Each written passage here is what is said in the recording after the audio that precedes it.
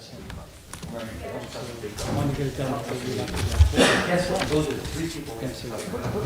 That installed, bed, these, Okay. I'd like to call this meeting to order. If we could all stand for the pledge for our public hearing. Katie, could you lead us in the pledge? Certainly, Mayor. I pledge allegiance To the flag of the United States of America and to the republic for which it stands, one nation, under God, indivisible, with liberty and justice for all. A moment of silence for the men and women in the armed forces, our first responders, those that lost their lives on September 11, 20 years ago.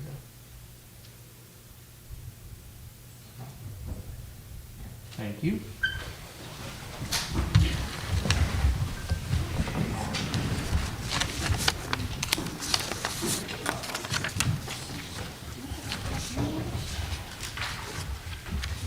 So the legal notice was warned pursuant to Section 405 and 406 of the Milford Charter. The Milford Town Council shall hold a public hearing to receive public comment and to discuss the revision of the Youth Agency Ordinance so as to confirm the terms and contact relating to the statutory and regulatory membership and grant requirements pursuant to Connecticut's General Statutes 10-19M and regulations of Connecticut state agencies adopted thereunder. Copies of the proposed revised Youth Agency and Youth Service Bureau Advisory Board are on the file and available for review in the town clerk's office. Said hearing shall be on Monday, September 3rd, 2021, 6:50 p.m. E. Paul Martin Room, second floor of Town Hall, 10 Main Street, New Milford, Connecticut. And what I'd like to do is ask our Youth Agency Director, Jason O'Connor, if you could stand up to the podium a little bit and talk about the revised ordinance and why it's very important for the youth agency that we do this. Thank you, Jason. Thank you, Mayor, and good afternoon, or good evening, Mayor, good evening, Town Council. So I'd like to just read a letter I had previously written to the Town Council regarding this ordinance change, just as a reminder. The Youth Agency participates in the State of Connecticut's Youth Service Bureau grant with funding and oversight provided by the Department of Children and Families. Per this grant, there are mandates regarding advisory board composition for youth service bureaus, or YSBs, participating in the state grant process.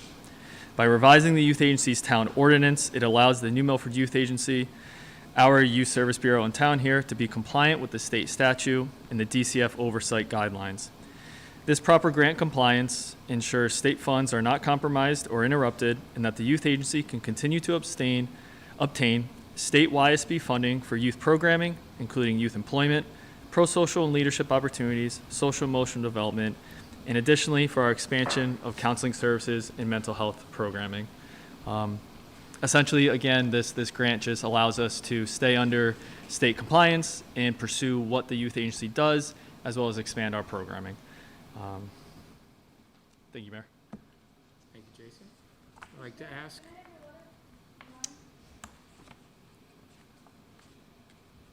It was an old one dated from the 26th of July, so I don't know if, okay.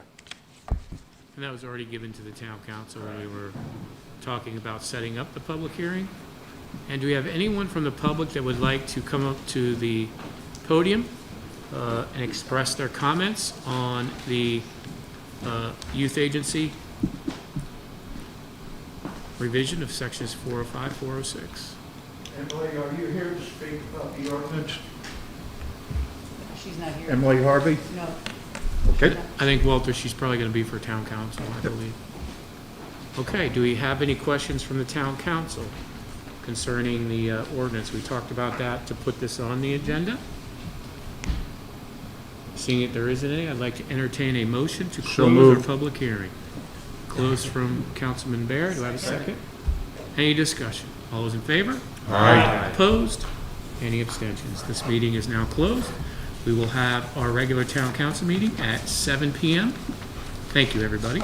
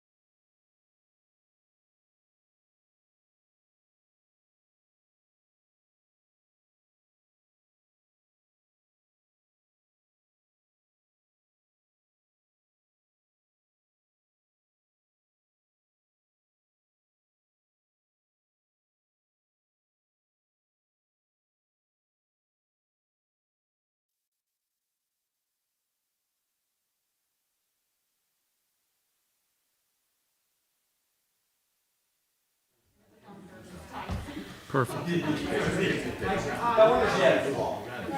That's what I say.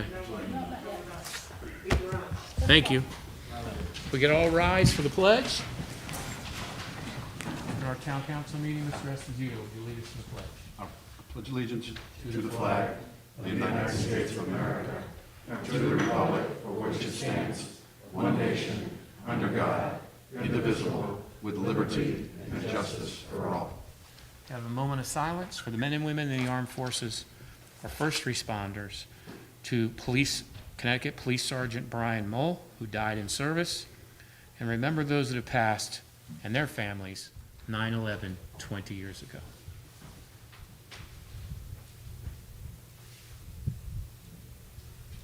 Thank you.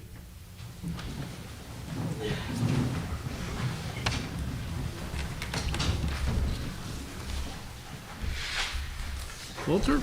We're good to go. Okay. All right, seeing that we have no... Oh, wait, there were two people signed up, or one person signed up. Yeah, but, oh, For the- Emily, are you here?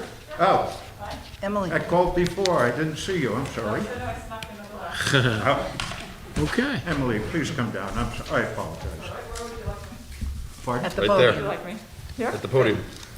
Hi, my name is Emily Harvey. Very, very briefly, just wanted to say that I had the pleasure of working on the Long-Term Recovery Committee with a number of very, very talented people with a diverse skill set. And one of the things that came out of that is that we have a number of interesting, complex projects in town. And we've been very lucky, if you will, with the timing of the glass half full situation with COVID.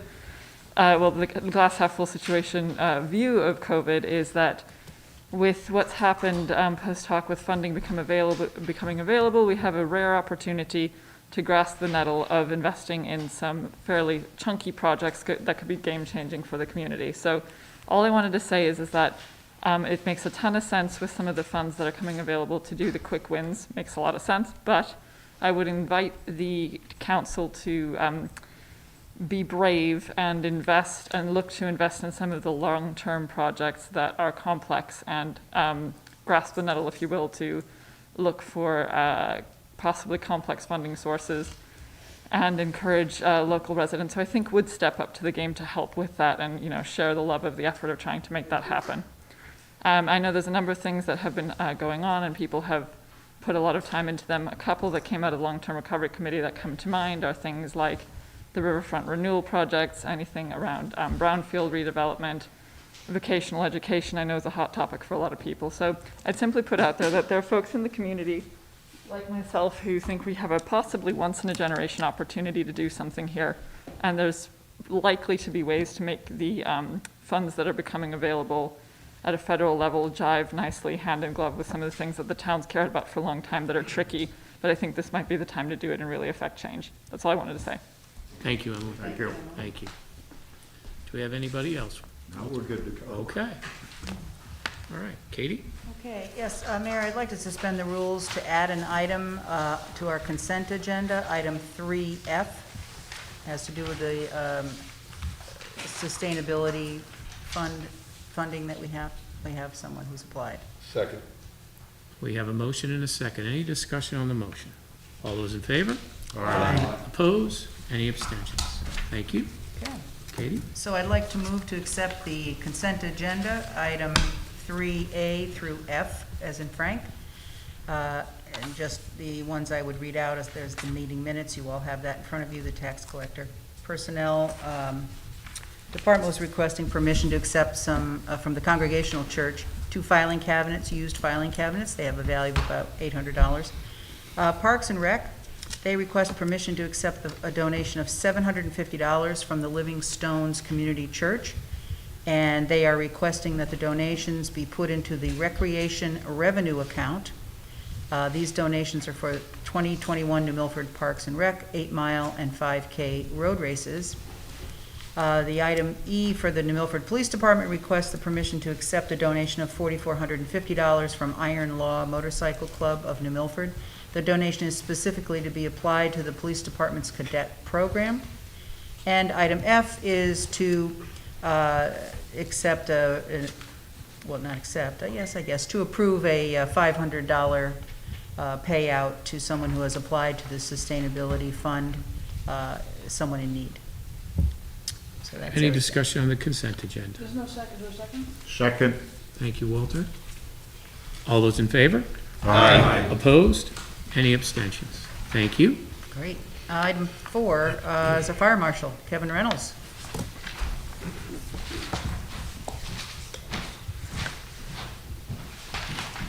Good evening, Mayor, Town Council. I just wanted 2 minutes of your Evening, time Marshall. to introduce Ed Pagan, who's our new deputy.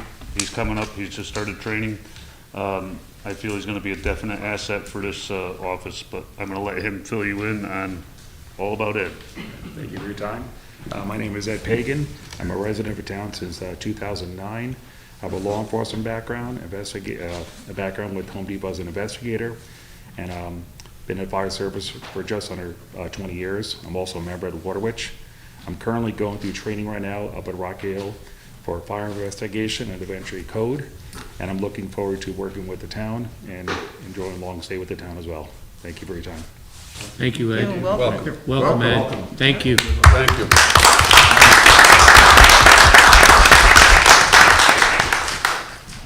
Item 5, move to approve the following appointments. Amanda Caldwell, for the municipal agent position, which is a 4-year term, starting from September 13th, 2021 through September 12th, 2025. And the local emergency planning committee, Michael Coate. He will be a 3-year term, and that will run from September 13th, 2021 through September 12th, 2024. Second. Thank you. And we have, for the municipal agent, we have Amanda that's here. We also have Jasmine, who is our senior center director. Jasmine, could you kind of tell the council and for the public that's here and watching what the municipal agent does? And it's a required position, and Amanda is the choice to fulfill that position. Absolutely. Mary? Yes. Thank you. Good evening, everyone. Mayor, Town Council. The municipal agent for the New Milford Senior Center is a huge asset to the town and also our senior community. They provide advocacy, resources, information, and are really there for our senior community as far as being the resource and the guide as they navigate through elder law, elder care, all the different pieces of confusion, if you will, as you age. They are the experts on our Medicare, our insurance, long-term planning, and what have you, and really help to bring all that information within a comfortable environment to our senior community. So it's my pleasure and honor to introduce you to Amanda Caldwell. She started with us at the beginning of August, has been doing wonderful, and her in partnership with Leonardo Guio, who is our second municipal agent, really do a fantastic job at serving our senior community. So I thank you for welcoming her and for her appointment. Thank you, Jasmine. Welcome, Thank you. Amanda. Thank you. Welcome. Thank you. Awesome. Thank you, Amanda. Congratulations. Thanks for being here. Yep, and we've got Mike. Mike, are you, where's Michael. Mike here? Hi, Mike. And Mike had, wants to give some of his time and talent for the local emergency planning committee. And Mike, can you kind of give the council a brief overview of kind of your expertise and how that's going to pertain to our local emergency planning committee? And we also spoke to on Friday, our emergency operations commander, Jim Furlow. We all met and kind of talked about possibilities. Thank you, Mike? Mr. Mayor and the Town Council. I started off in the fire service in 1976, and I was a firefighter until 1982. I attended the state of Connecticut fire school, as well as the Delaware State Fire School, National Academy of Fire, and NFPA. I was also a state instructor. In 1982, I joined the United States Navy, and I served for 22 years. Part of the time that I served, I was a navigator on ships. The other part of the time, I was patrol leader and boat captain for a patrol boat unit. We were stationed in the Mideast. During the time that I was in there, there's a lot of, obviously a lot of planning, a lot of methodology that goes on to arranging a unit, the missions that we had to do, the logistics that go into the mission, the liaison between the different departments and the different operational units. And I just felt that I could perhaps be a help to the emergency groups in the town. So we're very excited, Mike. Thank you for, Thank you for your service. Thank you. You're welcome. absolutely, yes. Thank you very much. Okay, so thank you, Mike. So we have a motion and a second on the floor. Any discussion on the motions? All those in favor? Aye. Opposed? Any abstentions? Thank you, guys. Thank you. Katie? All right, item 6A, move to accept a request from the Chamber of Commerce for the postponement of our fireworks on July 4th. They will now be held on Saturday, October 2nd. The only closure they're requesting would be for Fort Hill Road, Peegler Hill Road, and Town View Drive for the duration of the fireworks shoot, which will be held around 7 p.m. The rain date for this, October 2nd date, would be November 27th. And that would be for when we do the tree lighting Right. on the bandstand. And the United Methodist Church does the lighting for the rest of the trees up the green. If it's raining on Correct. October 2nd, right? Yep. Yep. That's a second. Any discussion on the motion? All those in favor? Aye. Opposed? Any abstentions? Thank you. Item 6B, move to accept a request from Parks and Rec for road closures for Trunk or Treat event on October the 31st. The roads that they would like to close are the northbound side of Main Street, southbound side of Main Street to through traffic from the top of the green to Bridge Street, Bank Street, and the two crossovers at Church and Bank and at Boardman Terrace. And that would be from 5 p.m. to 7:45, and this is depending the approval of the traffic authority. Well, it's not So pending. it's not pending the traffic authority approval, they already said All right. okay. That's good.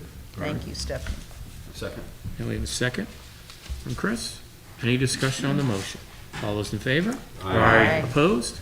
Any abstentions? Thank you. Item C would be a motion to accept the closure. Bill Buckby and Harry Brook Park are requesting closure of Lanesville Road on November 27th, 2021, 10 a.m.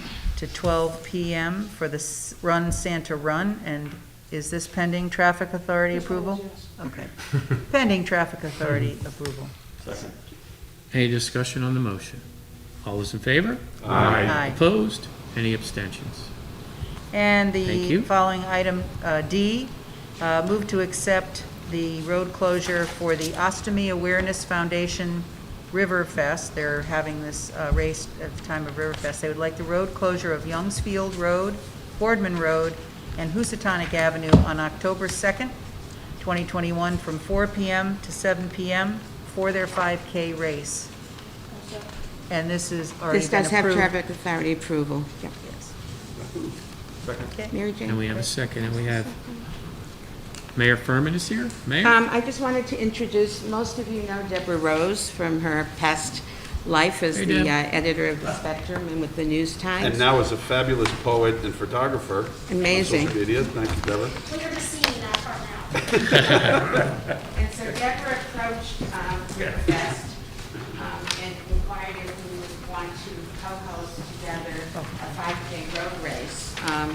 And we said absolutely yes. So we're working together on this, and it will be fabulous. It'll be at 4 o'clock, so we made sure to do this after the recycling center closed. So that would not be a problem for them. And we have already met with the police and are working on all the arrangements. You can see the chief has signed off on this also. So So it we're finishes looking at the beer forward garden? to it. The Pardon? race finishes right at the beer garden? Actually, at the food truck, actually, right in the food truck Which is a good line. combo, food then beer. Yeah, right this after is the race. the Moonlight Race certified course. So we think that we'll be able to attract some really good runners because it is a certified course as well. And we look forward to seeing you. Thank you. Thank you, guys. Thank you, Mayor. It's nice that it coincides with the fireworks as well. Yeah, Absolutely. that's going to be great. It's gonna be a fun night. Unless it rains. I mean, if it doesn't rain on October. We have a motion and a second on the floor. Any other further discussion on the motion? All those in favor? Aye. Opposed? Any abstentions? Thank you. Item 7 and 8 will be postponed. rescheduled, they'll be here next Dr. Levin meeting. had a bereavement, and Okay. Health Director Lisa Morrissey had a family emergency, so we wish them both well with that. Okay. Next, we would like to have an update from Dale Kroop, and he's from Community Resource Management, and he's going to be talking about his work with New Milford creating a health sciences economy, a cluster. Dale? Very good. Thank you very much. It's my first experience doing a presentation with a mask, so hopefully the fog factor won't be a got to figure this out. Anyway, thank you, Town Council and Mayor. My name is Dale Kroop, and as Mayor Pete said, that I have my consulting practice is Community Resource Management. I specialize in economic development planning and brownfield planning through a brownfield land bank that I'm involved in. So I wanted to give a brief overview of a project I've been engaged with the Mayor's office and through conversations with the members of the Economic Development Corporation. This past spring and into the summer, I started having conversations about biotech and its impact on the local economy. And so I proposed, working on a sector-based analysis, but expanding it into health sciences. My previous job, I was the Economic Development Director in Hamden for 21 years. And so I did a lot of sector-based analysis based on the economy there, and the same thing would be done here, but to expand the conversation from biotech to health sciences. So what are health sciences? Healthcare, STEM, the science, technology, engineering, biotech, of course, and then all the related supply chain businesses that are affected by that, cleaning, food service, so on and so forth. So the idea of this is to do a business retention and attraction plan for the town in the area of health sciences to help create the environment over about a year period to increase capital investment and job creation in the town. I've been doing some just basic research this summer, and you have over 70% of your residents work out of the town. And there's a lot of data like that that'll be important, and I'll come back to you and report as I go along. But the idea is to develop an action plan that will last a year or so to kick it off. And basically, the first part of it is the planning process. Right now, I'm pretty close to having a draft plan in terms of the research, where people are employed, how many businesses are in health sciences, and its impact on the region as well. A lot of the folks from New Milford work in the region, obviously, at larger employers. So the idea is to develop a cluster plan. You can call them sectors, you can call them clusters. For the sake of conversation, we'll call them clusters. A cluster plan for your health sciences, which will involve engaging them in a conversation about what their needs are. It could be legislatively in terms of state laws that may affect them. It could be related to workforce development, which tends to be a big issue with most employers these days. And the idea of doing the sector analysis is to also get them to work together.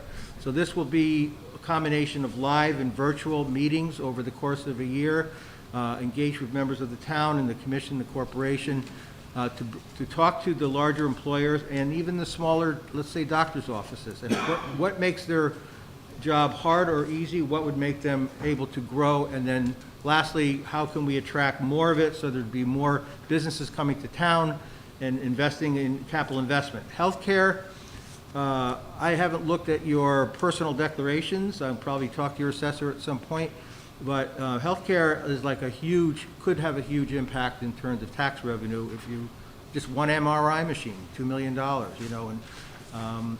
and you have a very reasonable mill rate from the research that I've done. So you're ripe for having a regional impact in health sciences. And then lastly, part of it will be to develop a workforce development program with the larger employers and also engage your Board of Education, local community colleges. You have a lot of great assets here. Your regional workforce board, I've already been in touch with them to talk to them about how this fits into their regional plan. And then, of course, like I said, you have Western Connecticut State University. And then as part of that, we'll talk about grants. So I've done a lot of work in workforce development grants, brownfield grants. That's not related to this scope, but just to let you know that would be also part of the service. I will come back to you. I'll talk to the mayor as time goes on. As I get through with the research and submit a final report on the research part of this, I probably would like to come back and present again if that's okay. to talk to you about. I mean, it's probably stuff you know better than I do, but putting it in the context of the health, its impact. So ultimately, we want your healthcare people to reinvest in their facilities and hire local people. It's that simple. So that's a quick overview of what I'm working on, and again, I'll be back from time to time. Thank you. Thank you, Dale. Thank you for the update. Thank you. Katie? I'm sorry.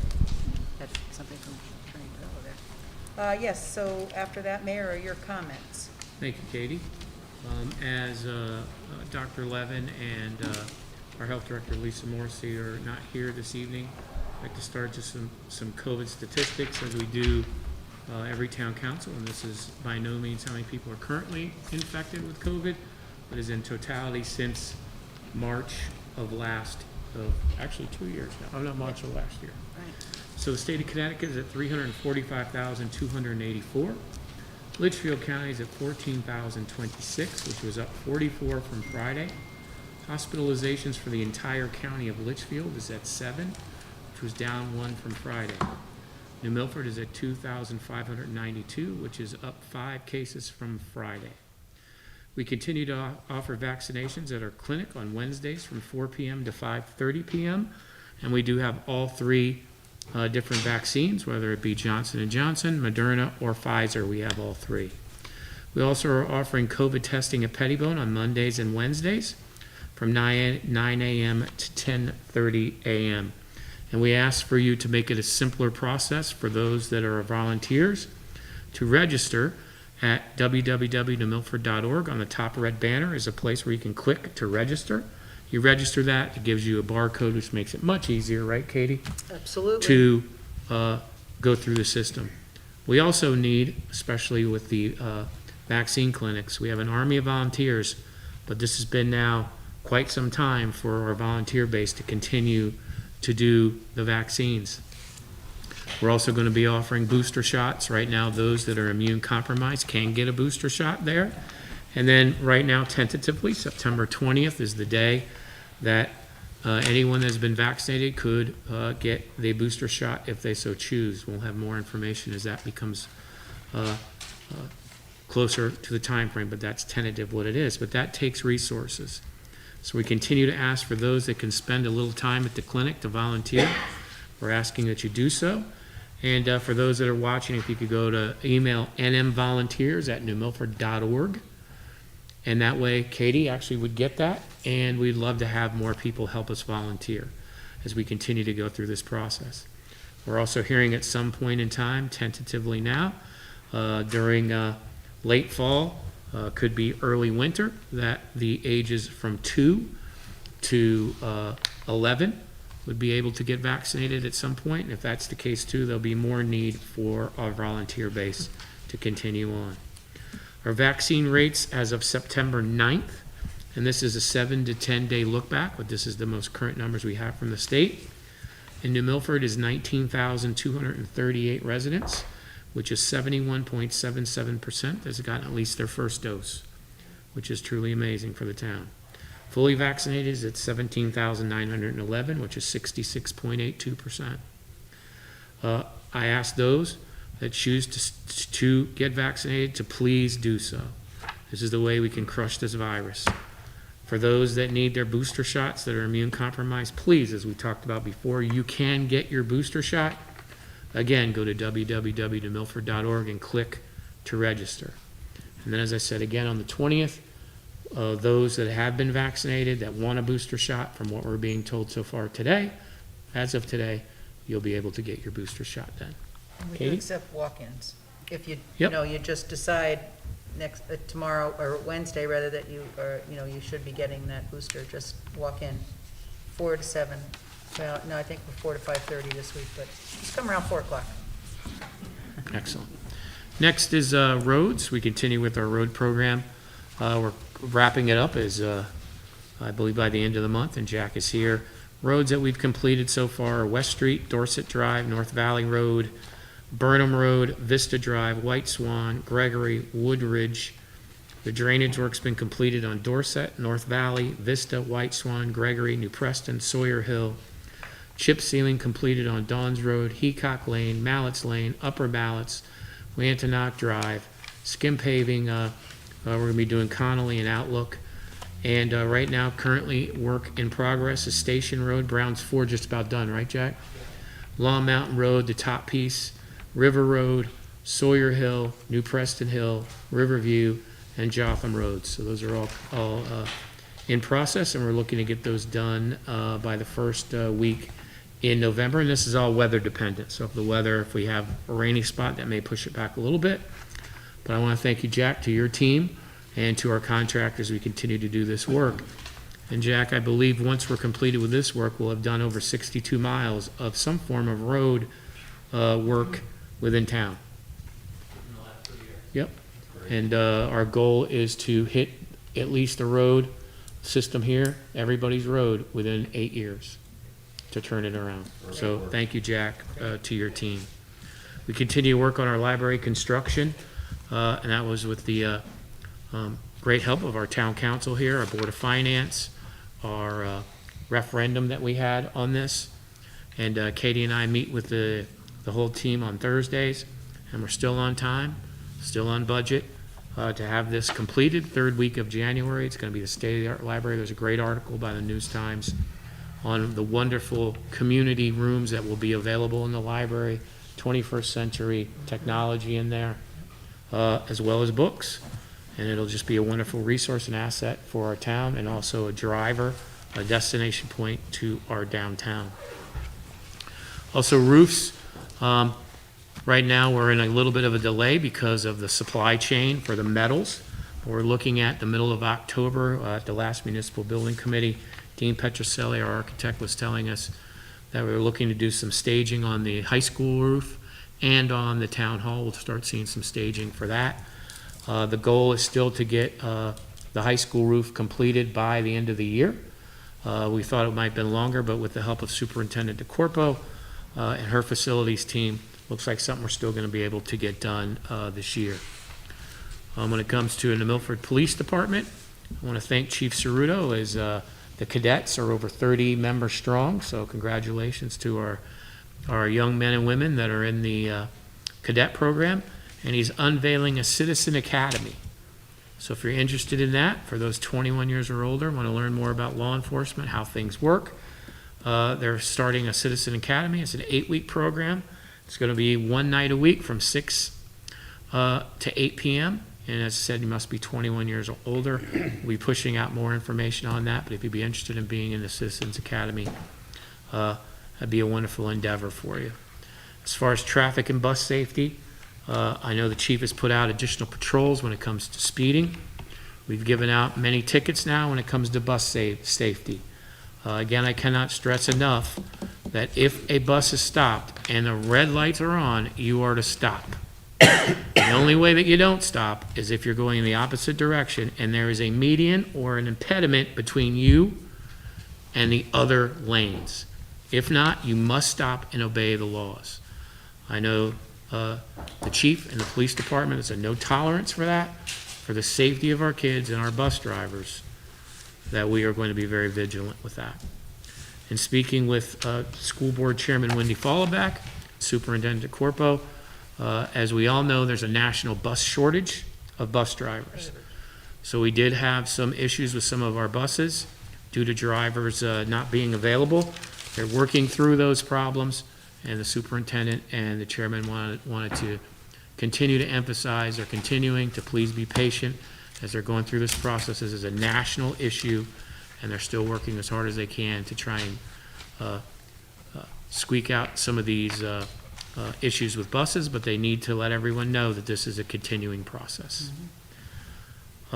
Also, want to congratulate our New Milford High School football team and their win against Stratford on Friday night. It was great to see so many people out there enjoying the game, seeing the youngsters and the cheer squad and our band all do great.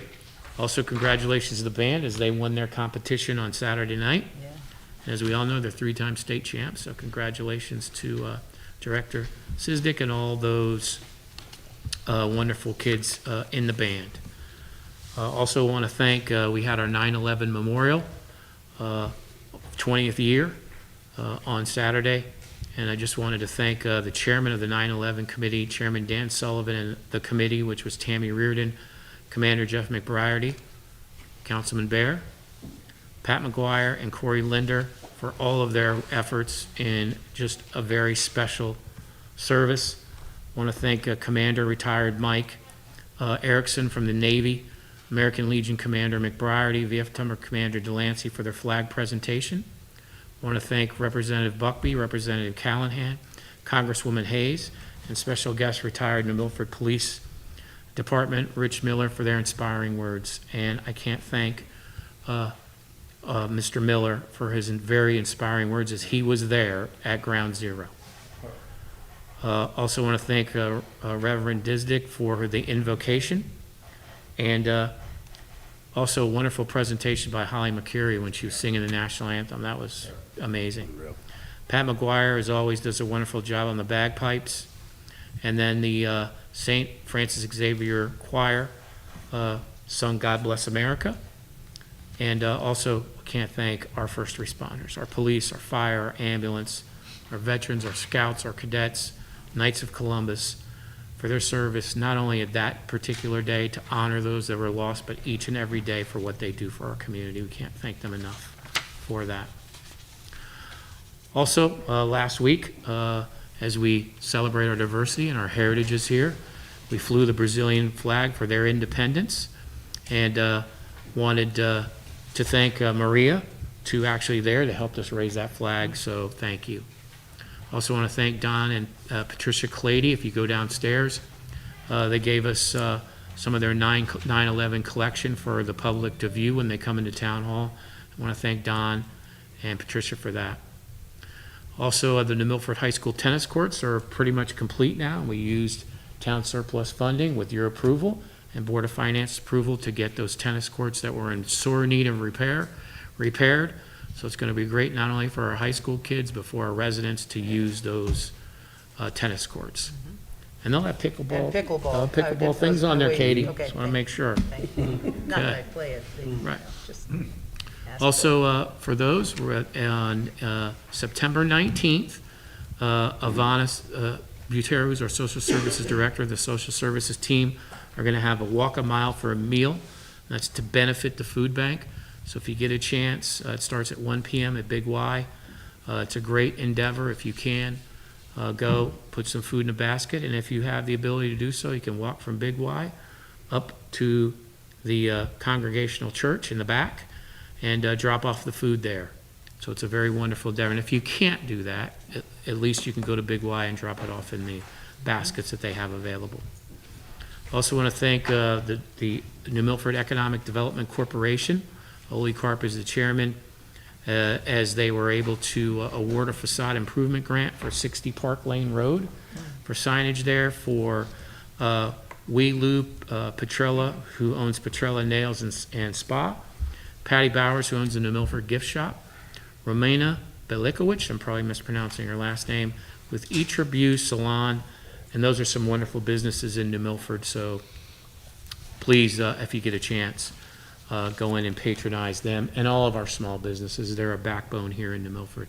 It's great to see that we shop local and have all these wonderful, unique businesses that we can all continue to support, and it stabilizes our economy as well. So that's all I got, Katie. Thank you, Mayor. We'll move to item 11, Public Works. Item A is, I would like to move to approve action to be taken on Mud Pond Scenic Road. We have a committee report on that from Jack Healy. Jack? Second? Somebody? Sal? Good evening. I think in your package you have the copy of the report. We had a very good committee, I think, of David Melton from Mud Pond Road, Kathleen Nelson from Mud Pond Road, Councilman Esposito, Planning Commission Chairman Paul Murphy, Economic Development Commission Chairman Frank Wargo, and myself.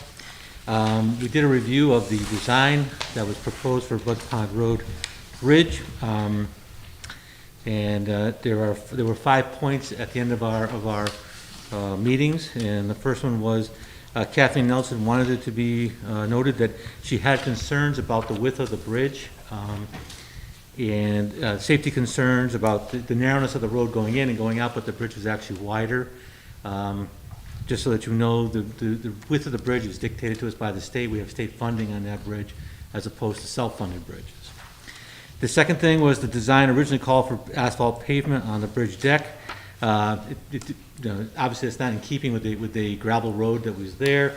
We made a change in the design, and it is now going to be a gravel road surface on the bridge. The design called for riprap to be used on the west downstream side of the bridge. It was going to be angular. The request was to use as much native stone as we could, so it would be rounded and match the stream material. So we made that change, working with M&O Construction on making that change. The design called for cast-in-place bridge rails, which would have been, they were concrete.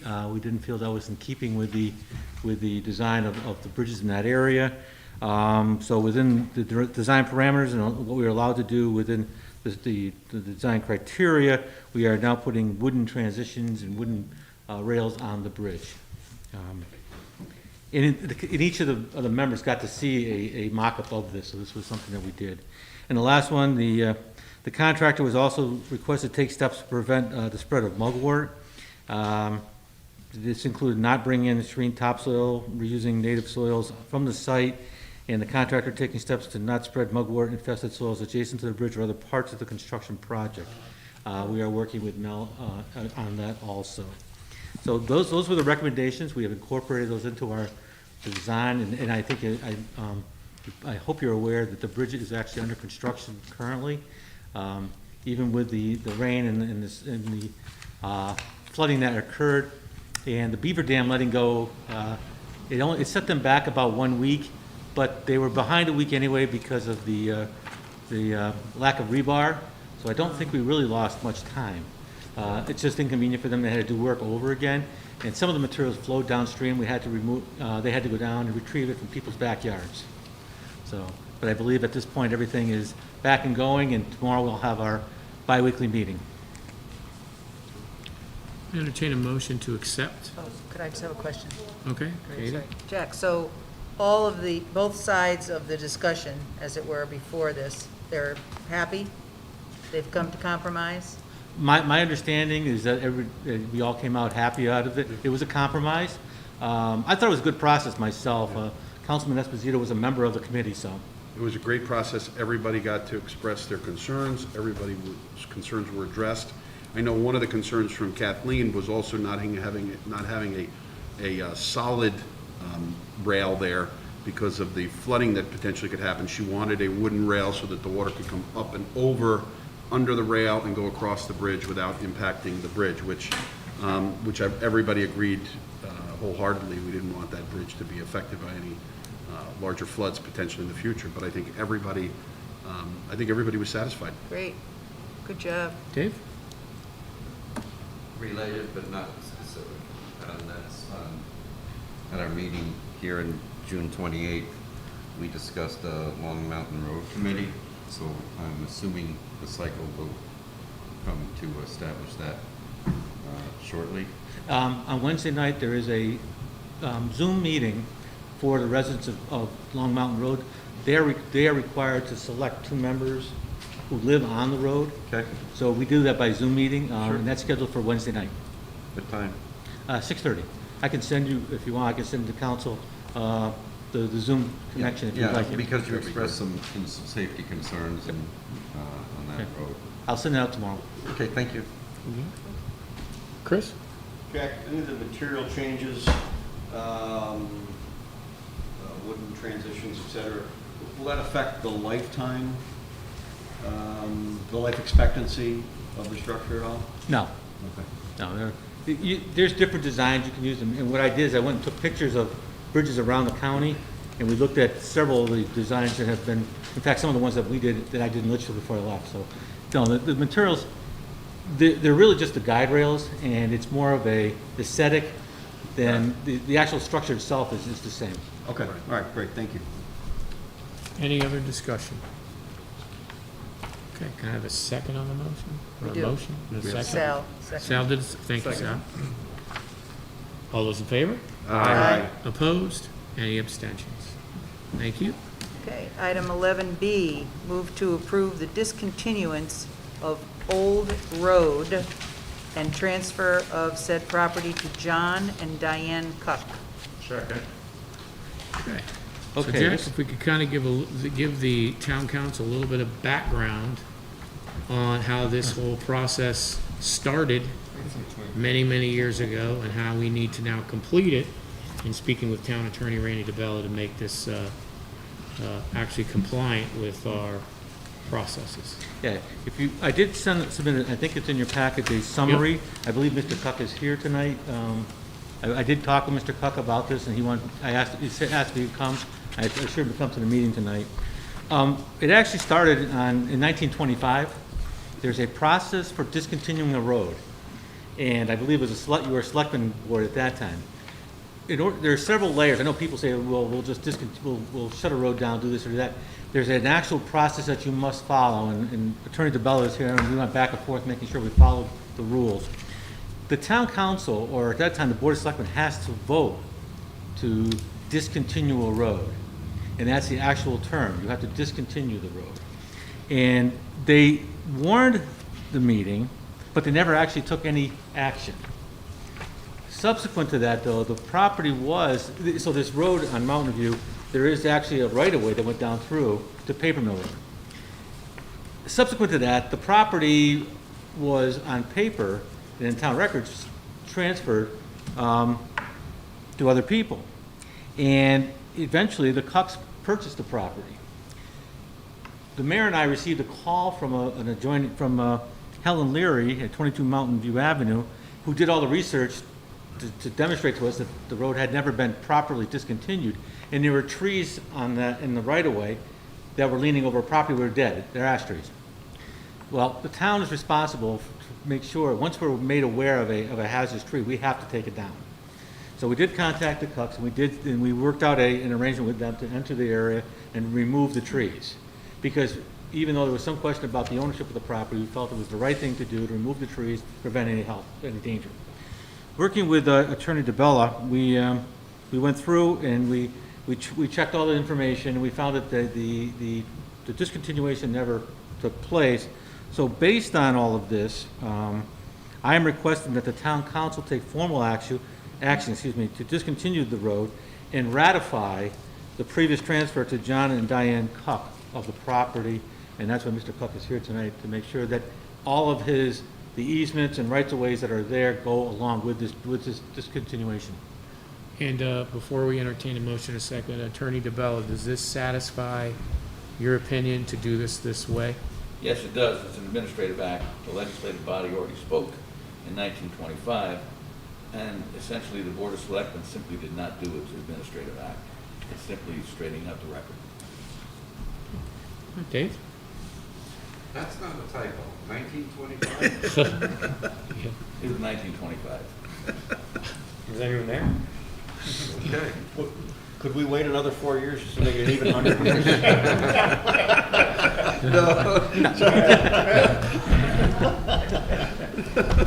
So do we have a motion? Yes? Second. And we have a second. Yep. Okay. Any other discussion? All those in favor? Aye. Opposed? Any abstentions? Thank you, everyone. It's all yours. Randy? May the record reflect that the town council has taken affirmative action to ratify the previous transactions and transfers that occurred after 1925. Thank you. Thank you. Katie? Okay. What? We rebuilt for the snow removal for the last 96 years. I think Mrs. Leary could probably look that up. Item 11C, this is a Congratulations, John. motion to sign a resolution of acceptance for the $199,000 grant to be used for environmental studies of hidden treasures. And I will read that for you. The resolution is whereas pursuant to Connecticut General Statute, Section 32-763, the Connecticut Department of Economic and Community Development is authorized to extend financial assistance for economic development projects, and whereas it is desirable and in the public interest that the town of New Milford make an application to the state for $199,000 in order to undertake the Hidden Treasure Riverfront revitalization, West Street, map block L 28.2/61, and to execute an assistance agreement. So we'd like to, that's the vote, because we don't want to resolve it because you didn't vote on it yet. Right? Yeah, so that's the motion. And do we have a second? on the Second. motion? Any discussion on the motion? All those in favor? Aye. Opposed? Any abstentions? Now, Thank you. therefore, it is resolved by the New Milford Town Council, one, that it is cognizant of the conditions and prerequisites for the state financial assistance imposed by Connecticut General Statute Section 32-763, and two, that the filing of an application for state financial assistance by the town of New Milford in the amount not to exceed $199,000 is hereby approved, and that Pete Bass, Mayor, is directed to execute and file such application with the Connecticut Department of Economic and Community Development to provide such additional information, to execute such other documents as may be required, to execute an assistance agreement with the state of Connecticut for state financial assistance, if such an agreement is offered, to execute any amendments, decisions, and revisions thereto, and to act as the authorized representative of the town of New Milford. Second. Well, you already approved it, so I'm just reading it so it's in the record. Okay. Thank you, Katie. Oh, anytime. Next. Item number 12, Sullivan Farm. Thank you, Jack. Thank you, Jack. Thanks, Jack. Thanks, Jack. Move that we authorize a resolution authorizing the town to grant short-term licenses relating to Sullivan Farm. And the mayor, I think, can speak to this? Yep. And thank you. And as we're trying to make sure that we're complying with everything as we do when there's rentals for the town green, you make the application to the Park and Rec. With Sullivan Farm, as they do events there, whether it be the blacksmithing that was done before, gardening, things that are agro-educational. In speaking with town attorney, we wanted to make sure that everything is compliant, and the thought process was to do the licensing, that they would have to apply for those, and then they would be approved. Is that correct, Attorney DeBell? That is correct. This is preferable to a formal lease. And approved by, Well, this has to be approved by the town council, but. no, not, okay, well. On an ad hoc basis, it would be the mayor, That's what I thought, thanks. but on a recommendation of the advisor. Which is Mark Mankin. So this is just a better process. Correct. To follow. Yep. Any other discussion? All those in favor? Aye. Opposed?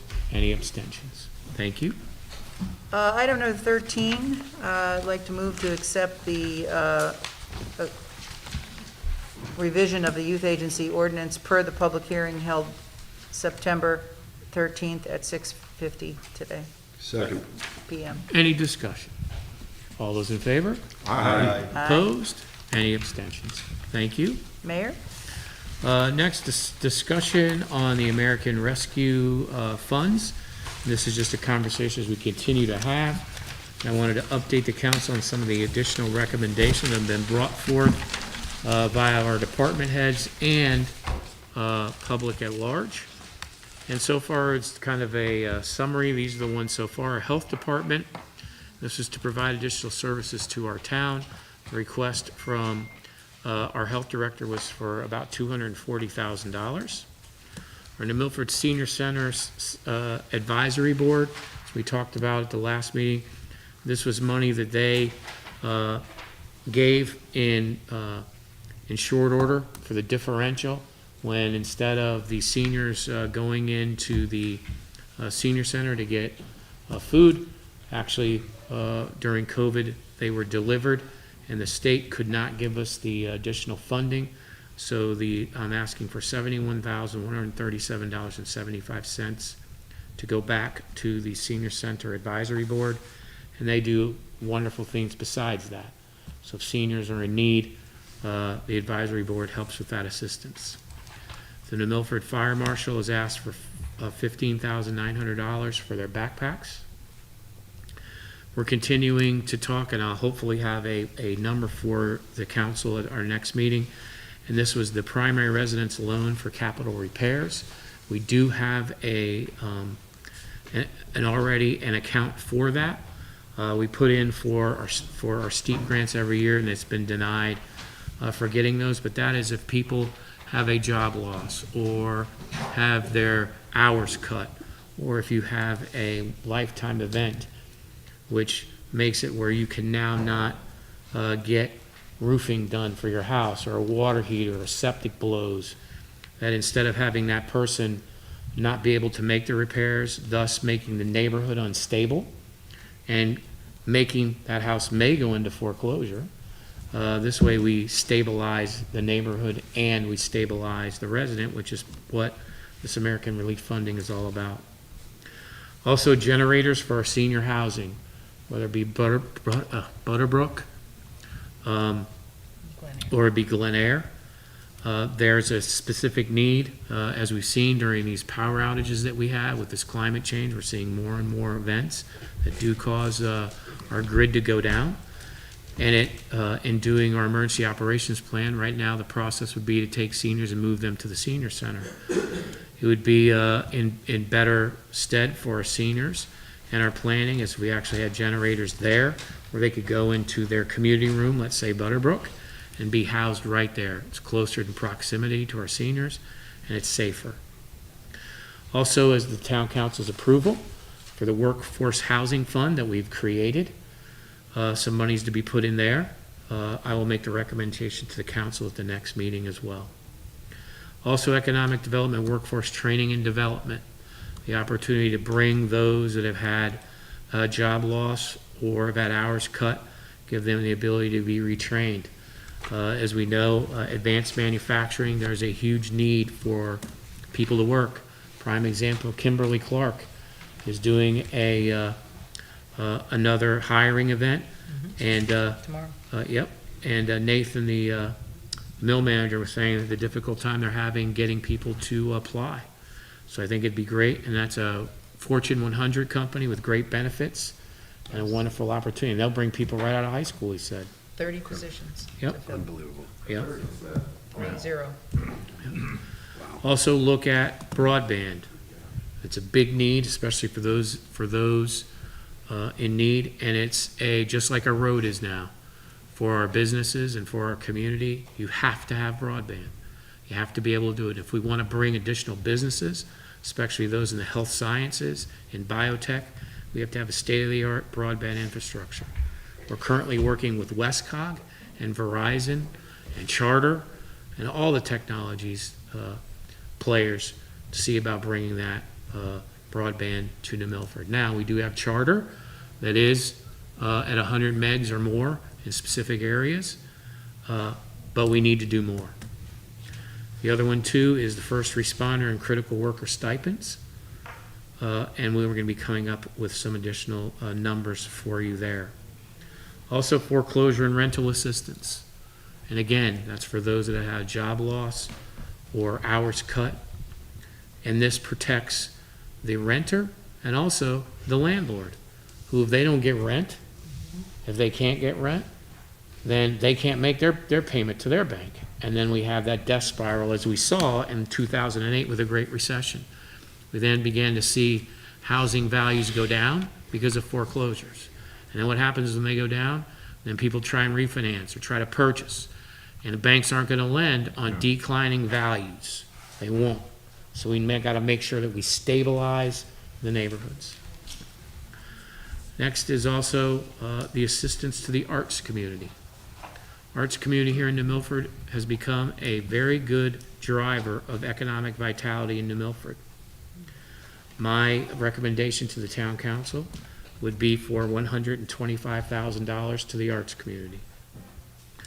Also, nonprofit assistance. We have lots of nonprofits that do things that we don't do as a government, and they help supplant that.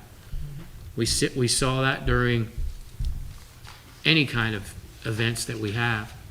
Also, specifically the pandemic. I'm asking for $125,000 to the nonprofits. Business and loan grants. And these are grants that we could make to our business community. Those that maybe because of the fact that they've gone through a very hard time, their credit scores might not be the best at all. So through My recommendation to the council is have our Economic Development Corporation, as they do with their facade and microloan program, be the ones that go through the business loans and provide the loans through the monies that we would supplant with the corporation to help. Also, we've been in talks with a company called Kiva, K-I-V-A, and I spoke with them at the National Conference of Mayors. And what Kiva does is a crowdfunding source business financing platform. And what that does is it makes you have skin in the game. It also creates a crowdfunding source and sponsorships from some very large corporations. And what they do is, with funding, isn't going to require a credit score, isn't going to require pristine credit or no credit at all. This would be being able to finance businesses from the very beginning of incubation. And I'll give you an example. So you have, as a scenario, you have Mrs. Smith that has decided to go out on her own business. And she actually was working in the electrical field. And now she wants to start her own electrical company. So she needs capital. She needs capital for the tools to supply her truck. She needs a new truck. She needs all that. But because she's a new business, because she doesn't have that, she's going to go to a regular bank, a traditional bank. You know what they're going to say? No. Okay? So maybe you can go to maybe a state-funded opportunity, and because she doesn't have a business history, they may deny her as well. Kiva fits that spot, that sweet spot, so it's something that we can offer. It's a $20,000 investment to become what they call a hub, a regional hub, and there is none in this area. So New Milford would be the regional hub for Kiva, and that's with a $20,000 investment. So I'd like to ask the town council if we could do that. So that is, we're able to help those in need, help those empower themselves. And the big majority of Kiva's business, as you will see, you can go on the website and check it out, is for minority-owned and women-owned businesses, which I think is essential. Next is, if you take a look at the American Relief Funds, the opportunity for infrastructure. Another one is wastewater treatment. So what I'd like to do is, and I will ask the council for an amount at our next town council meeting that will allow assistance with the connection fees for hookups. As being on the sewer committee myself for many years, one of the main issues or main hurdles for businesses to come into New Milford is the connection fee, the hookup fee. We can help supplant that. Right now, the sewer is right now at about 30% capacity. Operating at 30% capacity, it's not efficient. So the great thing is, if we can allow a tool that will allow us to have more people hook up, the better it's going to be for the plant. It allows the plant to get additional revenue through their O&M, and also helps businesses and residents hook up. So I'll be responding to that. Another part two is actual COVID-19 recovery. We're not out of COVID yet. We don't know what's going to happen. So to me, we need to put some money aside in case we do have another issue with COVID as we continue to go through this, whether it be the continuation of our vaccine clinics. Right now, currently, we're getting reimbursed with FEMA, 100%, but that could change tomorrow. We don't know.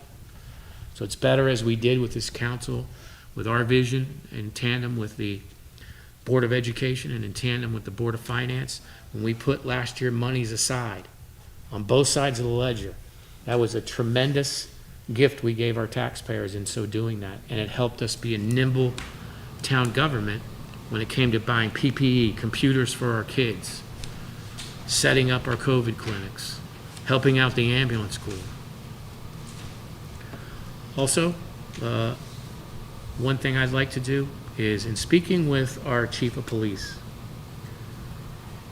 with our new next-gen system, we're able to see data that we never could see before. And one of the data that I'm proud to say that we've been able to do with hiring Justin, it's our first boots on the ground when it comes to opioids, when it comes to the epidemic, when it comes to homelessness. when it comes to those things, those boots on the ground, that immediate action has been super successful. So another thing I'd like to tack is domestic violence. Domestic violence is not only a problem here in New Milford, but in the entire country. And it hurts those, especially the most vulnerable, when it comes to lots of things. So first, in talking to the chief of police, most times when there is a domestic dispute and the person is asked to leave, a lot of times they come back. And the person that has been abused lets them back in because they don't have the economic resources to be independent. Another time, people don't check. So when there's a court order and they're told not to come back, there's nobody that goes back and knocks on the door and says, hey, what's going on? Can I help you? What resources do you need? So I would like the town council to approve a 2-year test period for a new position that would be housed within the Social Services Department, but be tethered to the Milford Police Department, which would be a domestic violence advocate. So that person would be charged with when there is a case that we know about, they will be the boots on the ground. They will be the person that will go and knock on that door and make sure that that person that's been abused has the resources they need to be independent and to be able to be self-sufficient. Also, if they need resources, make sure that they go to those resources, to partner with those, as we've done with opioids and what we've done with our community. I think we can be successful. Mary Jane. So I think that's a great idea. But in conjunction with that, what people of domestic violence frequently need is affordable housing. And I have to say, we have numerous families in our complex and on Thomas Lane that are domestic violence victims. And they've lost their homes, they've lost everything. So I think, I haven't heard anything said. I hear about workforce housing, but I don't hear anything about affordable housing. I'm getting down to there. Okay, great. Thank you, Mary Can I Jane. just, Dave? with the domestic violence, a super idea, regrettably, but necessary. In conjunction with that, what Mary Jane said and what you said, I'd like to identify some of the resources, which I did at our last meeting, and that being the Women's Center in Danbury. Absolutely. You put all 3 of those together, and you'll get a yes vote out of me. Absolutely. Because that's the resource, well, a resource that the proposed position can refer to. Absolutely. The next one is the New Milford ambulance. As we all know, we've heard the ambulance come in and talk about, unfortunately, due to COVID, we had we had an older part of our population that was manning the ambulance for many, many years, and we're seeing that that's turning into a paid service. And we'll be talking more about that as we go on through the year. We're going to bring Donna Hespy in and talk a little bit more about that. The thing that I'm here tonight to talk about is the new equipment that's going to be needed on the ambulance. Donna was talking about stretchers. They need these, what they call power stretchers, so that when they go into a house, and I'm just going to say, you got a guy like me, and I'm on the ground, right? Young people aren't going to pick me up. No. Right? So you need a power stretcher to get them in there and lift them up. And they're going to give us a list. I'd asked Donna for a list of all the equipment that the ambulance would need. And that is, to help out the ambulance corps, not only through COVID, but through Just times aging. moving forward. We have a Absolutely. large aging population. Right. I don't mean large size. Big number. The next is, we talked about before, is affordable housing. And that is the need for everyone to be able to live in New Milford that chooses to do so in a safe and harmonious way. And we'll be coming up with more funding for that. The next is riverfront revitalization, as we've talked about before. But the riverfront is a key place not only for the availability for recreational use, but also to the use to revitalize in an economic way. Right now, currently, there is challenge grants available I know that Mayor Furman was looking into that with Tammy Reardon, and I believe it's the American Communities Grant. Am I correct, Mayor? Am I pronouncing that right, or community? It's the same Yep. Connecticut, but there's a challenge around that. And one of the things that are kind of an opportunity for the town of New Milford is with this challenge grant, if approved by the town of New Milford, you can get almost $2 to $1 for this if they're in a certain, what they call economic census tract, which is a lower census tract. When you take a look at Young's Field, where the riverfront is going all the way to Century Brass, that is in a census tract that would fit this. So it'd be the availability to get this matching grant. The minimum grant that you can apply for is $1 million. So I would be asking for the town council to put $500,000 into this. It would allow for us then to be able to leverage those endeavors.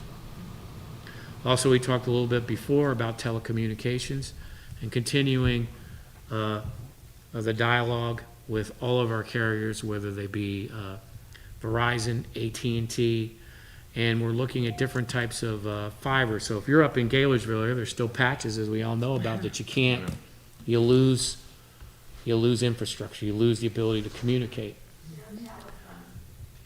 Right. So when they now have the new technologies that are becoming available, you don't need tall towers, they can be shorter towers. There's different ways to do that. So one of the things to do is look to partner with those agencies, those businesses, to see if we can, and they're working on them now, but they're looking at kind of going from the metro cities out. But if there's a way we can help incentivize them to help New Milford, and that could be not only in a monetary way, but it could be an administrative way, to really help our residents throughout the town. And as we all know and talked about today, you have to have, if we want to be a 21st century town, you have to have broadband. You have to have the ability to harness those businesses that want to come in. They're going to demand it. So I know, as I said before, we'll be talking more about that as we move forward. Also, Brownsfield grant that will give us the ability to access capital and be able to leverage those. So some of these projects are going to need Brownsfield remediation, so working with the grants, working with Tammy as we work on those as well. Another thing that we've talked about is really having the public give their opinions. Emily, thank you for being here tonight. And what they feel that we should be able to do. We completed our survey, and we had over 700 residents that completed the survey. I will be sending that out to you guys. I thought I would have it tonight, and I don't, but I will have it for you tomorrow morning. I will send that to you, the results. Also, we're going to have public meetings, and they are going to be, the first one is going to be before our town council meeting on the 27th. It'll be at 6:30 p.m. The second one will be before the Board of Finances meeting on the 13th of October, and that will be at 6:30 p.m. And this will be another opportunity for the public to engage the council and the Board of Finance as to what they think these American Relief Funds will be as well. Mayor, the first date was the 27th? Yes, sir. 6:30. Will these be able to be participating in by Zoom? Randy, could we do that? Okay, then we will. Yeah. Absolutely. Would we have to have all of us on Zoom, or can Michael fix it so that we can I can follow up with Mike as to how we would be able to do that. Right, don't forget, this is not a legislative action meeting. Right. It's an Right, so information. just Right, just gathering. Informational. It's a gathering, that's exactly right. Yep. You have to warn it, but it Yep. doesn't. No, just so some residents that, for one reason or another would Don't prefer feel to comfortable Zoom. coming in. That's right. And also, for those that are watching tonight as well, you can also email the town council at towncouncil@newmilford.org at any time, and you can give your opinion to the council on this or any matter, and they will all get that email as well. So there's a whole host of ways that our public can give us their opinion on these funds that are once in a lifetime. We're going to get these once in a lifetime funds, and how we can leverage those to really bring our community into the next century and help us continue to migrate through COVID. Mayor, I just have a question. Will we also, prior to our first and prior to the second meeting, just make sure that everybody, us included, and the public Absolutely. are aware of the guidelines, because there are very specific things, correct? Yes. That this money cannot be used for. So we want to make, rather than people going out of their way to mention something that might Randy? not. The mayor tasked me to draft a memo on that. Thank you, Randy. I'm doing it now. We have much of it done. But there are a few things that I need to really delve into before I can give a definitive determination. Right. But it's almost done. Thank you. Perfect. I just think that, we don't want to waste time, Right. thinking of important things Mike? that aren't allowed. Two things first. So timeline when we actually start like implementing these funds for the stuff where the assistance and those type of things. What's your thought that we could actually get this money in the hands of the people that need it? My thought would be, this would be something that would be an ongoing thing. I wouldn't think that you would be spending $7.9 million in one meeting. No, I know, but I think this what's would the be. first day? I think you would take some of these things, I'm using an example that the council as a whole felt would be an opportune thing to do now. And then it would go, the council would approve that recommendation, and then would go to the Board of Finance at whatever meeting would be after your meeting. And then after that, we'd have to set up, am I correct, Randy? A town meeting of which the public then would vote. So it's all three to make sure that it gets done. But I think we would be doing this ongoing. There would be, my opinion, I think there'd be lots of these as we're doing these. We need to look at priorities along with topics. Yeah, but Right. so But I do, It has to start but I do somewhere. agree with you, Mike. I think there's funding that we need to do for businesses and for nonprofits and for housing and for all of that. no, I sooner the agree. So better. if we go normal chain of process, what's the earliest you think we could actually get money in the hands of people? I would think, Mike, if you were looking at, I'm just making this up, right? If you were to make a recommendation at your next meeting for some, Right. then it would have to go to the Board of Finance, which would be their October meeting. 13th. And let's just say they decide, that sounds great, and they approve it. Then you have to warn it for a town meeting, which is 45 days, Randy? No, maximum 45 days. Max. Now, remember, this is not money that's already been appropriated. Right. So you have to go to the legislative body. That's why. It's not like a regular supplemental appropriation. Right. You have So to you're go to saying the- December is probably the earliest it will. I would say yes. And I think that sounds aggressive. And Yeah. But we could do it. yeah, Let's, there are people and who let's, don't. let's. Now, the us stay other in point that. I want to say is, and don't get me wrong, I'm not saying I disagree with your idea of having that new person to do the job that we're talking about for domestic violence. We gotta be careful about creating items that will create, budgetary items down the road, because that's something that does get, and as I said, don't get me wrong, I'm not. 2-year commitment. It's a 2-year commitment, it's It's a a 2-year test. I understand that. But once you hire somebody, it's really hard. Yeah. Not if to that's walk their that way back. that they're hired. I mean, if, people do it all the time. We We can can cross do that it. bridge. We can Yeah. do it. That's I'm right. just saying, those are the type of I things agree. that create budgetary items. I get it, it's a 2-year commitment, but if it's a need and we need it, then we also gotta start thinking, all right, this is something we want, down the road, we might not, have to cut Right. somewhere. Well, Because we do not wanna see taxes going up because of this money, and that's the thing I just wanna be That's one of the careful things that it specifically says, it cannot be used for something that would then increase the burden on the taxpayers when that money, when those funds are gone. Well, if you hire a person, then that, Not if it's a No, probation, not if no. it's a test, a probation, whatever our attorney comes up with as the proper term. Many people are hired that way. Yeah, we've done that on the Board of Education with grant monies. Yeah. It's limited. Yeah. Do we have, is there a time that we have to spend this money in? Is it 4 years? It's 3 years, but realistically, it would be 4 because you get your second tranche of money next year. So if you add that 3 years, it comes to 4. You might get to 2026 if you're lucky. Yeah.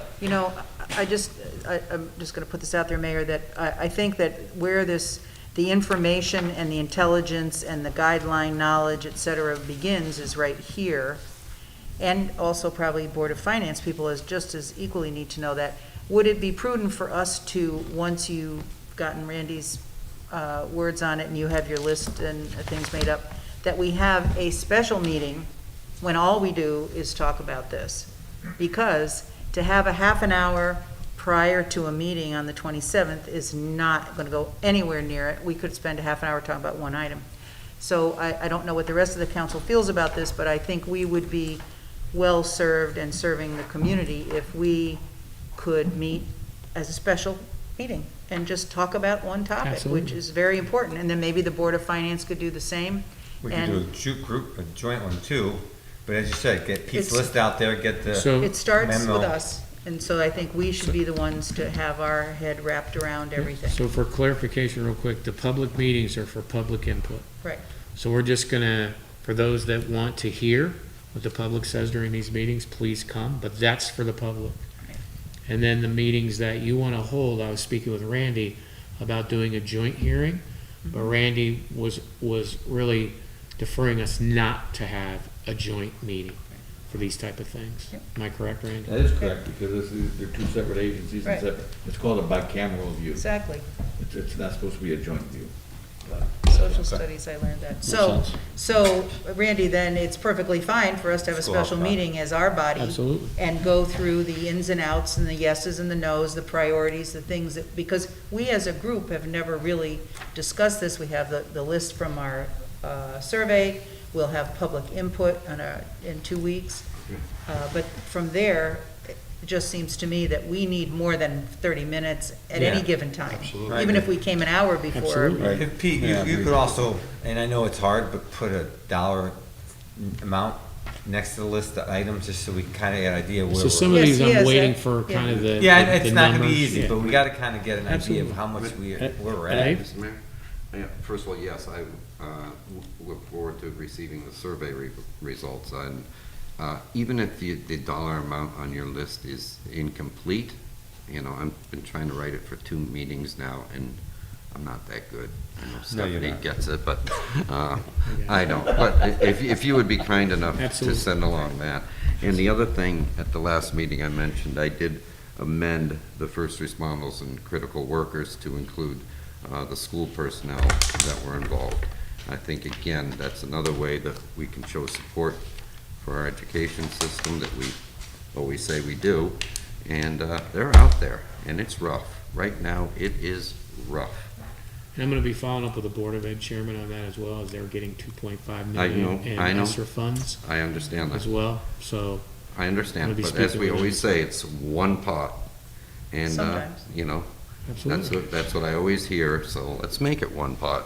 So that's the kind of stuff we need to talk about, Dave. Yep, Right. and with that, I don't think one meeting is gonna do it either. Well, if we all read, you see, and this is another thing, it's about doing our homework, is that the mayor's gonna send out a list, it's gonna have a value, and maybe he'll let us know as best it comes, or he can find.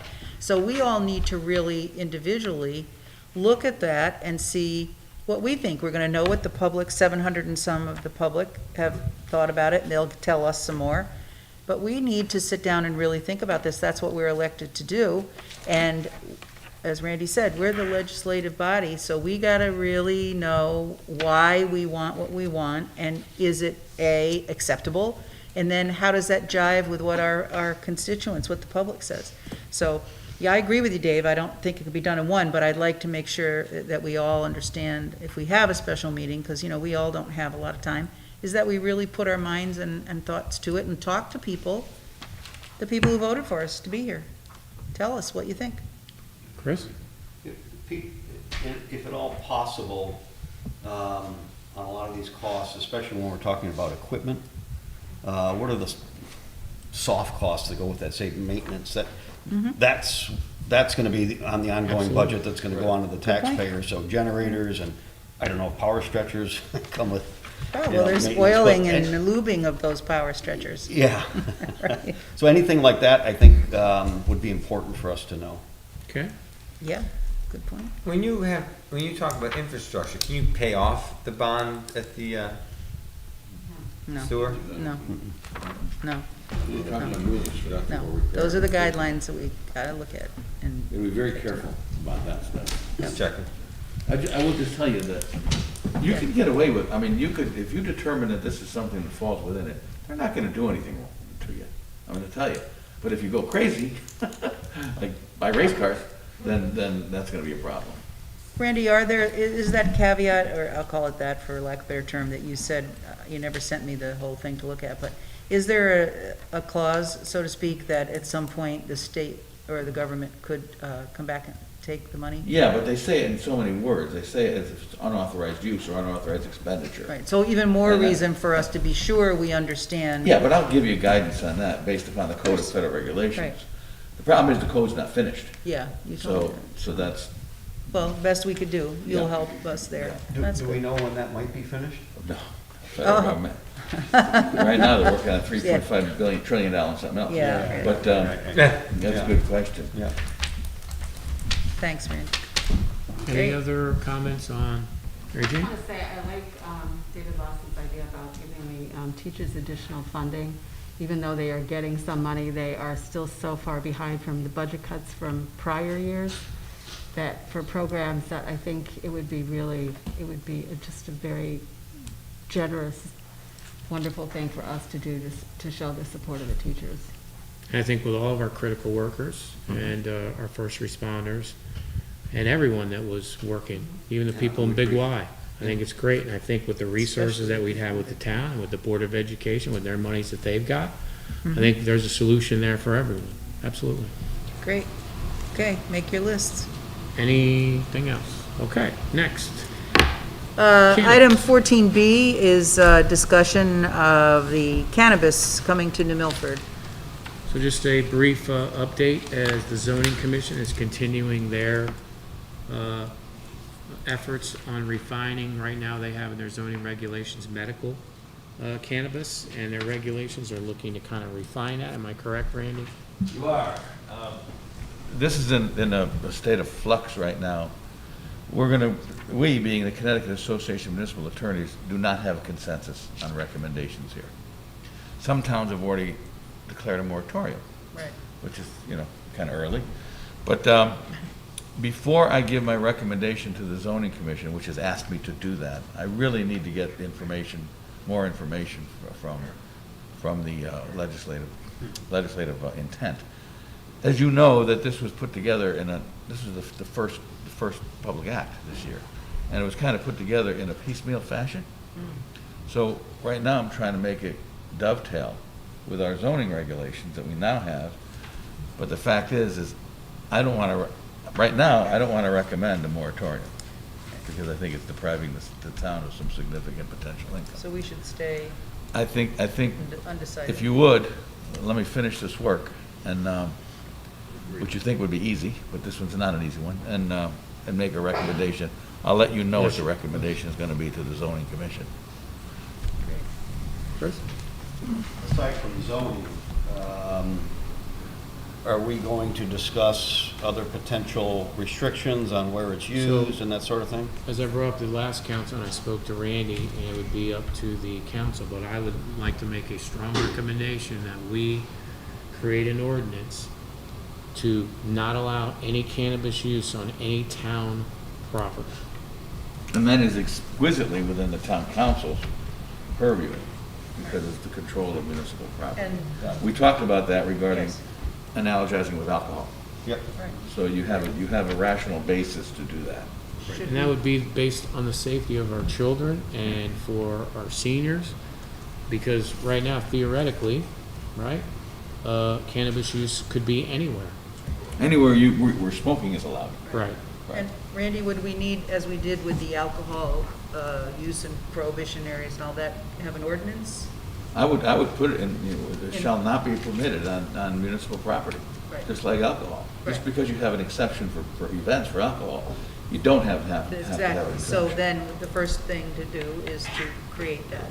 Yeah, it shall not occur on town property. Shall not be permitted on town property. Yes. So- What's everybody's thoughts on that? So I'd like to agree. make a motion, Mayor, that we request the town attorney to write that up for us, that we do not allow smoking of marijuana in any town, on any town property, in any town building. And also covered would be places that currently that prohibit smoking cigarettes, any place, and add to that, to double it up, town buildings, town property. That's an easy one. Does that mean parks? And yes, that would be Yep. for me. That means Yep. our parks. That Second. means Yeah, everything. You do? Second. Great. I just have I agree. quick question. Does? So Randy, where does vaping fit into that? You can include vaping in that. Because actually, vaping, there's two ways to, well, there's a few ways to there's a inhale. variety of ways. But Right. if somebody's gonna chew a gummy, you're not gonna know it. Right, But vaping is considered to be the same class as smoking under the Okay. state legislature. okay, Because where smoking is not allowed, vaping's not allowed. okay, So, and that's kind of hand in hand. okay. Thank So you. It's do not we something need- I'm worried about. Do we because need I- to add that, or is it covered No, sufficiently? no, it's gonna add, I'm gonna add that. Add it? And the reason I'm gonna do that is because I don't think that there's gonna be a lot of sympathy for a contest on that. Right. And there's a rational, as I said, all we have to show is a rational basis for it. This is not a protected, this is not a constitutional right, it's a statutory. So we have. So that actually, but that does, in my mind, bring up a question. So is our ordinance going to say you cannot, for lack of a better term, partake of cannabis on municipal properties, which would cover any means, even gummies, even though it would be difficult to enforce that? Or are we going to restrict it to smoking, vaping? My recommendation, so you don't have a gummy police, my recommendation is that there shall be no smoking or vaping of any material on any municipal property, okay, involving marijuana or hashish and its derivatives. Got it. That's what I would suggest. But why would you limit it there? Because then that means people can have edibles on town property and that's legal? How are you gonna enforce it? Yeah, how you Doesn't know? matter how you enforce it, but the law, you know what I'm saying? It just seems like, why not put it in there? Yes, can we enforce it? No, but it doesn't mean we should allow it. Well, we're not allowed. Then you might as well do a moratorium on the whole thing. But you could do that, you could put that in there for what it's worth. It's up to you, it's up to the legislative body here. I don't know, do we want people going down to the town park and eating edibles and it's perfectly legal at this point if we don't put it in there? Yeah, Yeah, you really, gotta- really. You wouldn't know. It's under your tongue. No, I understand you wouldn't know it, but are you encouraging it? Yeah, well, I I guess mean, the way I choosing look it at to that is determine. what we're, if somebody's doing that and their behavior is fine, we probably don't have a problem with it, but if their behavior Then it's illegal. is, it causes a public disturbance, we have laws that would cover that, I would guess, right? You don't have to have a gummy law for that. Exactly, You yes. got disorderly The same conduct. thing They're with gonna fall being asleep. drunk. You know, Right. It's legal until you do something stupid. Exactly. Right. Which As is long as you're not drinking driving. in the first As long as you're place. not driving. Randy, is there any other towns, have they, any precedents here in adding chewables or? No, I haven't seen any. Yeah. I've seen, most of them follow the smoking prohibitions. Okay. A lot of them don't go that far. I don't talk about hashish or I call it marijuana derivatives. Right, so we'd have a good basis, as you said, we should have a sound basis for this. Yeah, in people's rights, your rights go as far as your nose until when they start bothering somebody else. If it's a protected class, that has to withstand strict scrutiny. If it's a suspected protected class, it has to have intermediate scrutiny. If it's not a constitutional right, it's a rational basis. Right. All you have to show is a rational municipal governmental Right, basis. okay, And I can do that. yep.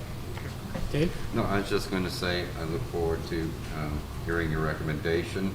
And I don't think we need a motion for an ordinance at this point, but I'm sure you're thinking of one. You Yeah. don't? Okay. I just made a motion. I can actually dictate it. Right? That's how easy it is. I made a motion that we have the town attorney draft Right, that I'm for saying I us. don't think we need one at this point.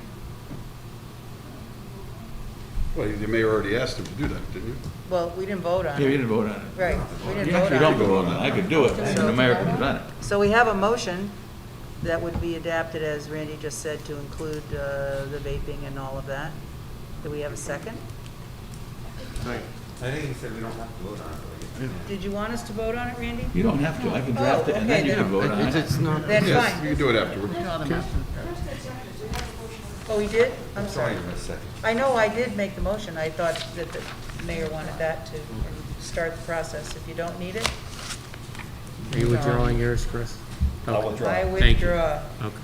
So Randy, at our next meeting, we can, I have some for you. thank you. Okay, so Okay. item 14C is an update on economic development. I just wanted to give the council an update on economic development. We continue to see growth in our permits and our applications, both for residential and commercial growth.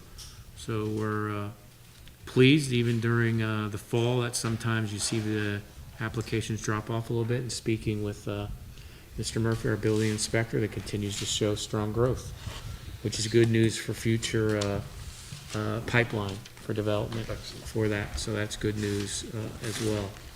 Seeing, Is that growth in housing permits or renovations? so both. So you're seeing some renovations, which is still very strong, but we're also seeing residential new application permits, new starts, which is great. It hasn't happened like that in years. So it's great to see that. We do see some affordable housing coming online. One of them being by Lanesville. I believe, Randy, is that like 30 units or 28 units that's coming online? There's also 17 units that's going to be on Boardman Road as well that's affordable. And All the units, or? I believe most of them on Lanesville are. I don't know all of them on. Is this the 10%, 20% deal? I believe they're mostly affordable in Lanesville. I'll check with Boardman. That may be 20%. I'm not sure. And I know another one's through going through application process on 202, and I'll get you the particulars for Yeah, because that. when you say 20 units, you know, it breaks down to 2 that are affordable, and I think that's the figure we need to have. Well, I think we need to define what affordable is. Absolutely. So to me, affordable would be someone that works in town that may make $40,000-$50,000 a year. Sure. It's able to take 30% of their debt to income ratio and be able to live in New Milford. I think that's and that Yeah, I can tell you that that would be something pretty phenomenal, pretty spectacular. But Yeah. I will get you that data Yeah, that's for that. it. But it's good to see that we're seeing the trends of people feeling that the climate is ripe to invest in New Milford. So And lumber prices have come down, so that absolutely, make it even that's better. good news. Yeah. We are still seeing some material shortages on some other stuff, steel. We do see gas prices higher. As we know, they've gone from, under $2 a year and a half ago to over $3 now, which is, could be a headwind that we're facing. But right now, it's boding well for our town and our community. So I just Good. wanted to give you guys an update on that. Great. All set? Yep. On item 15 for executive session, I'd like to revise this item as follows. This executive session is to discuss pending litigation, Birch versus Town and State, Henning versus Town and State, U.S. District Court. It's a status and strategy report from the town attorney, Attorney DeBella. And we'd like to call Attorney DeBella to join us in executive session. Do I need a can I have a Sorry. Second. Right. Okay. All those in Yes. All those in favor to go into executive session? Aye. Opposed? Any abstentions? Thank you. All right. And we'll wait for. There we go.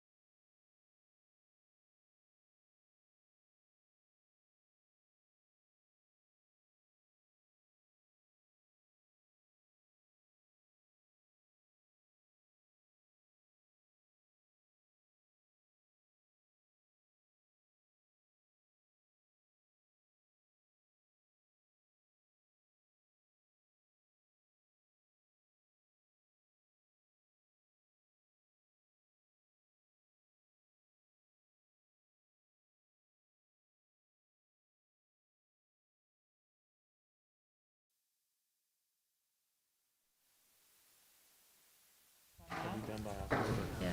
Lights are hot, Okay, so we're back from executive session. No motions were made, no votes were cast. Like to move that we go back to regular session. Discussion, all those in favor? Aye. Opposed? Back in regular session. Walter? Motion to adjourn, Mr. Mayor. Second? Any discussion on the adjournment? All those in favor? Aye. Opposed? Any abstentions? Thank you, everyone. Thank you Thank everybody you. for tuning in. Thank Thank you. you.